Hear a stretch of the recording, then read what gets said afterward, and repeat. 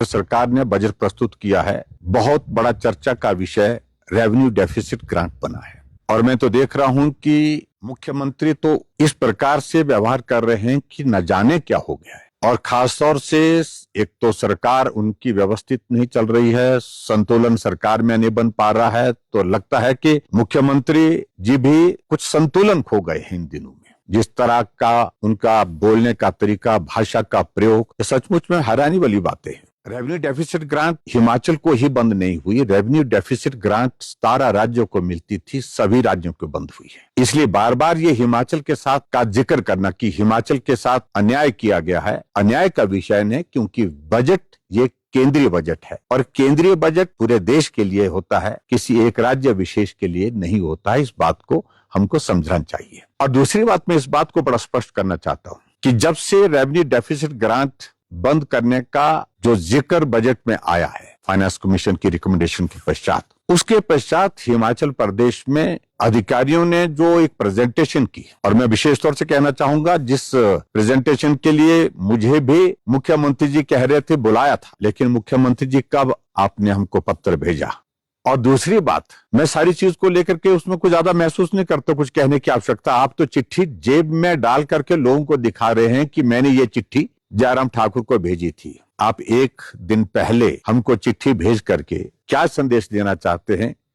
आपने हमसे बात की होती तो मैं अपना कारण बता सकता था, लेकिन आपने उचित नहीं समझा बात करना, क्योंकि संवादहीनता हमारे ही साथ नहीं है, आपके अपने मंत्रियों के साथ भी है, आपके विधायकों के साथ भी है, अपनी पार्टी के आपके नेताओं के साथ भी, क्योंकि आपको पूछने की आदत, किसी के साथ चर्चा करने की आदत नहीं है। खैर, मैं उस सारी चीज को लेकर के कहना नहीं चाहता बहुत ज्यादा, लेकिन मुख्यमंत्री जी, आप रेवेन्यू डेफिसिट ग्रांट के बारे में जो बातें कह रहे हैं, मैं बड़ा स्पष्ट करना चाहता हूं कि 16वें वित्त आयोग में रेवेन्यू डेफिसिट ग्रांट बंद करने का ऐलान अभी किया, लेकिन तैयारी 15th फाइनेंस कमीशन ही नहीं, 12वें वित्त आयोग के बाद बार बार फाइनेंस कमीशन इसी बात को कह रहा है कि रेवेन्यू डेफिसिट ग्रांट को आप अधिकार के रूप में नहीं ले सकते।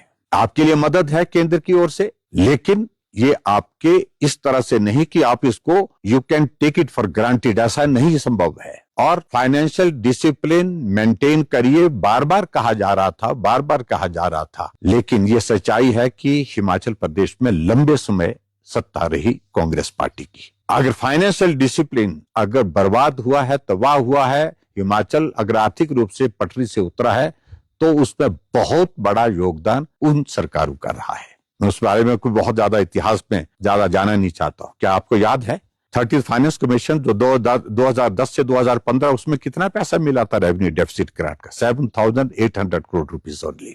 14th फाइनेंस कमीशन में जब देश में यशस्वी प्रधानमंत्री नरेंद्र मोदी जी सत्ता संभाले, तो उसके पश्चात उन्होंने हिमाचल प्रदेश को हाईएस्ट रेवेन्यू डेफिसिट ग्रांट दी 40,000 करोड़ की, 40,000 करोड़ की। और उस वक्त किसकी सरकार थी? आगे बढ़कर के 15th फाइनेंस कमीशन की बात, जो 2020 से 2025 के लिए, उस वक्त revenue deficit grant Himachal Pradesh को मिलने के लिए भी आनाकानी कर रहा था। फाइनेंस कमीशन कह रहा था कि संभव नहीं है, लेकिन हमने कहा कोविड का दौर है, इस वक्त पूरी दुनिया की, देश की, प्रदेश की इकोनॉमी बहुत बुरी तरह से प्रभावित हुई, इसलिए बहुत जरूरी है कि मिलनी चाहिए।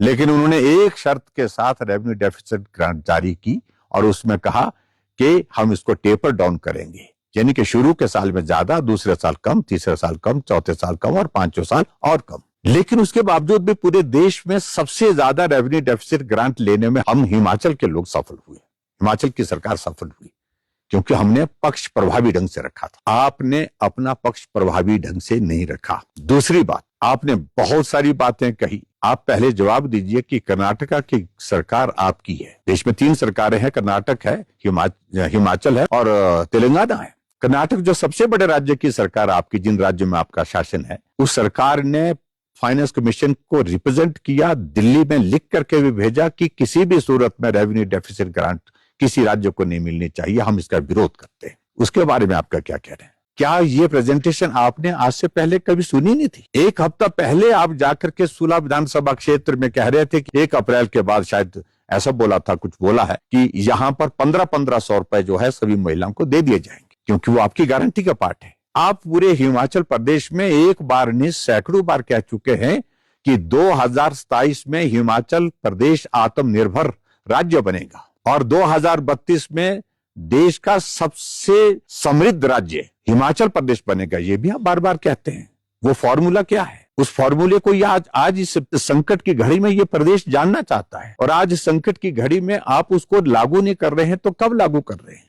कब उसका जिक्र करें? दूसरी बात, आपका फाइनेंस सेक्रेटरी प्रेजेंटेशन दे रहा है कि सब्सिडी सारी बंद करनी पड़ेगी, यानी कि बिजली पर, पानी पर, दूसरी जितनी चाहे राशन पर, ये सारी सब्सिडी बंद करनी पड़ेगी। मुफ्त का राशन बंद करना पड़ेगा। सिर्फ केंद्र सरकार का जो राशन जिनको मिलता है उनको ही उपलब्ध होना है। नौकरियों पर जो है प्रतिबंध, नौकरियों पर पूर्ण रूप से विराम लगाना पड़ेगा। ये भी आपके फाइनेंस सेक्रेटरी ने कहा। आपके फाइनेंस सेक्रेटरी ने यह भी कहा कि हमको टैक्सेस लगाने पड़ेंगे।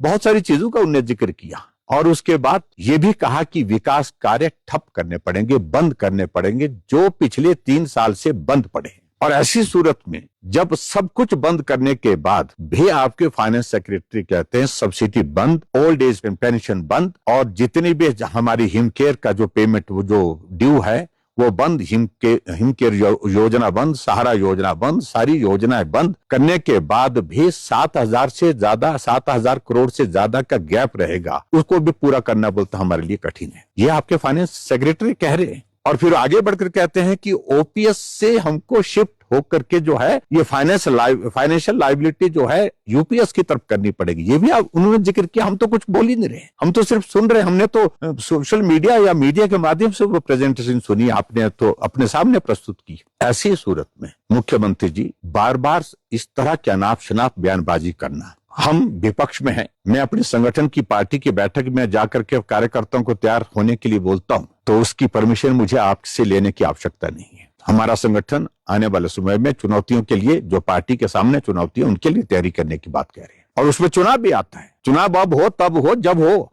हम कहां कह रहे हैं? आप तो बहुमत में हैं। आप सरकार चलाने की स्थिति में बहुमत होने के बावजूद नहीं हो पा रहे, क्योंकि आपके साथी नाराज हैं, आपके मंत्री नाराज हैं। और आप इस प्रकार से हिमाचल प्रदेश में जो अर्थव्यवस्था को तबाह करने के लिए एक नहीं अनेकों चीजें कर चुके हैं। विकास कार्य ठप हैं, तो वजह क्या है? और हमसे आप पूछ रहे हैं कि 37,200 करोड़ रुपए की रेवेन्यू डेफिसिट ग्रांट पिछले 16वें वित्त आयोग में मिली, तो क्या किया? मैं आपको बताना चाहता हूं, हमने जनहित की योजनाएं शुरू की। हमने गृहिणी सुविधा योजना हिमाचल प्रदेश में, हमने हिमाचल प्रदेश में सहारा योजना चलाई, हमने हिमकेयर चलाई, मुख्यमंत्री स्वावलंबन योजना चलाई, हमने हिमाचल प्रदेश में शगुन योजना चलाई, हमने जनमन चलाई। आपने सारी की सारी बंद की, लेकिन सब बंद करने के बावजूद आखिरकार ये पैसा आप कहां खर्च रहे हैं? जो हिमाचल प्रदेश का जो बजट का पैसा, आप तो विधायक निधि को भी देने की स्थिति में नहीं हो पाए। आप विधायक निधि के साथ साथ में जो ऐच्छिक निधि मिलती है विधायकों को, उसको भी आप बंद करने में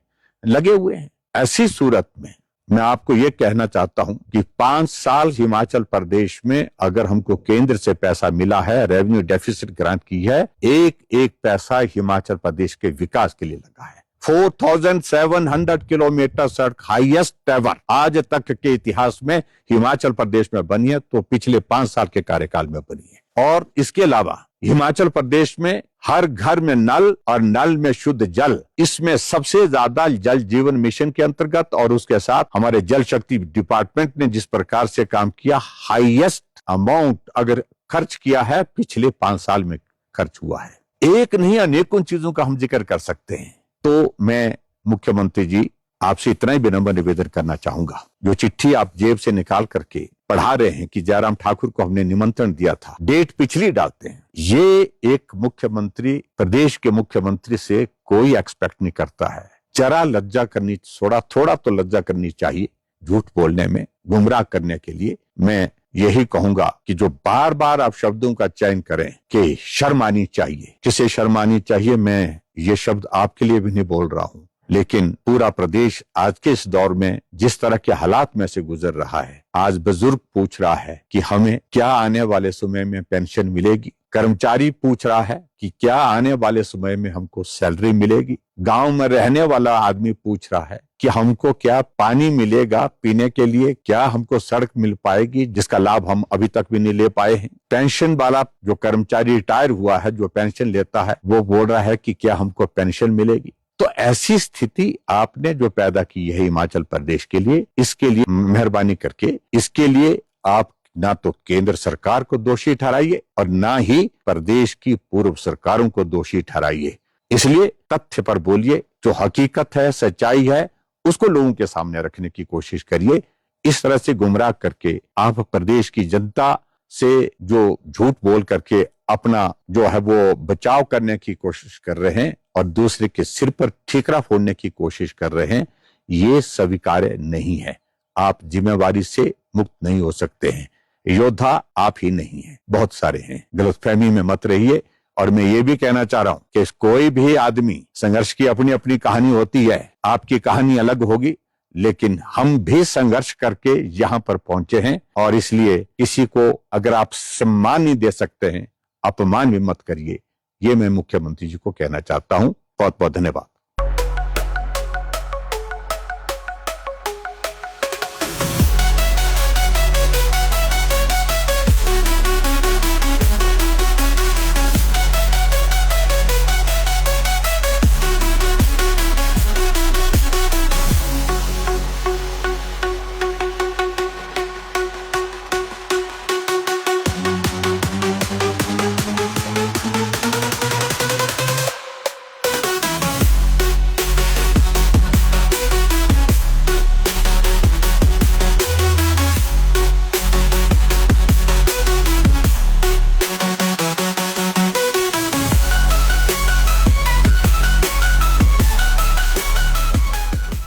त्योहार के इस सुहाने सीजन में गोयल मोटर्स नेटवर्क की सोलन और शिमला स्थित नेक्सा शोरूम में पाई इंडिया की सबसे पसंदीदा गाड़ियों पर खास ऑफर। इग्निस, बिलेनो, फ्रॉन्स, जिम्नी और ग्रैंड विटारा जैसी शानदार गाड़ियों को खरीदने का साल का सबसे बेहतर वक्त। नेक्सा का खास ब्लैक एडिशन उपलब्ध है। सभी तरह की गाड़ियों से एक्सचेंज और अपग्रेड ऑफर भी। तो देर किस बात की, आज ही सोलन या शिमला में गोयल मोटर्स के नेक्सा शोरूम में पधारे और पाए कार खरीदारी का एक कभी ना भूलने वाला सुखद अनुभव।